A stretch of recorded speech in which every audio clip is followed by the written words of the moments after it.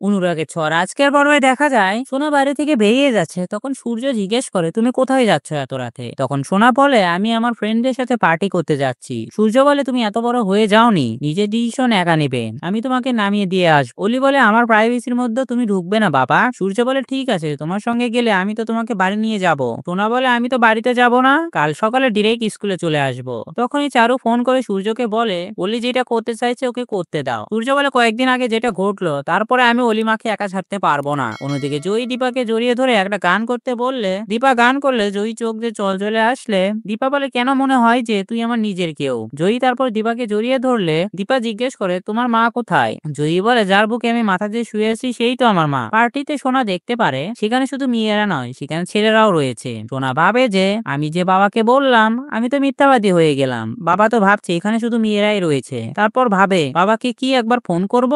তারপরে পুরনো সমস্ত কথা মনে পড়ে যায়। তখনই সোনা ভাবে যে আমি আমার লাইফটা এনজয় করব।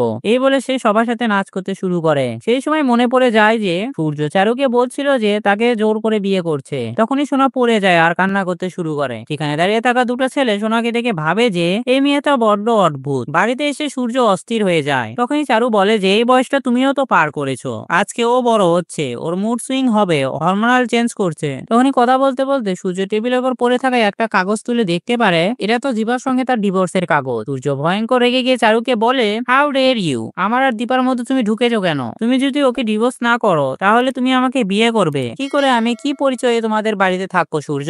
আমার মা বাবা তো মারা গেছে, তুমি আর অলি ছাড়া এই পৃথিবীতে আমার তো আর কেউ নেই। চারু কান্না করতে করতে সেখান থেকে চলে গেলে সূর্য আবারও অলির বন্ধু সানাইনাকে ফোন করে অলিকে চাইলে। অলি বলে, বাবা আমি এখানে পার্টি করছি, আমি ভালো আছি, তুমি আমাকে ফোন করে সবার মাঝে এম্বারেসিং করছো। ফোনটা রাখার পর সোনার মুডটা অফ হয়ে যায়। সেজন্য সানাইনাকে বলে, আমি পার্টি ছেড়ে চলে যাচ্ছি। সানাইনা জিজ্ঞেস করে, তুই এত রাতে কোথায় যাবি? তখনই সোনা বলে, আমি একটা ক্যাব বুক করে জয়ীর বাড়িতে চলে যাব। তখনই সেই ছেলে দুটো সোনাকে ফলো করতে শুরু করে। ধারাবাহিকের আগামী পর্বে দেখা যাবে দীপা ঘুমের মধ্যে সোনার চিৎকার শুনতে পারে আর এইদিকে সোনা সত্যি সত্যি বিপদে পড়ে যায়। ছেলেগুলো সোনাকে লিফট দেওয়ার নাম করে সোনার সাথে গাড়িতে দুর্ব্যবহার করলে সোনা এতটাই চিৎকার করছে সেই জন্য ছেলেগুলো তাকে ধাক্কা দিয়ে গাড়ি থেকে ফেলে দেয়। তো বন্ধুরা, ভিডিওটি কেমন লাগলো কমেন্ট করে জানাও আর এমন গসিপসে আপডেট পেতে আমাদের চ্যানেলটি সাবস্ক্রাইব করুন।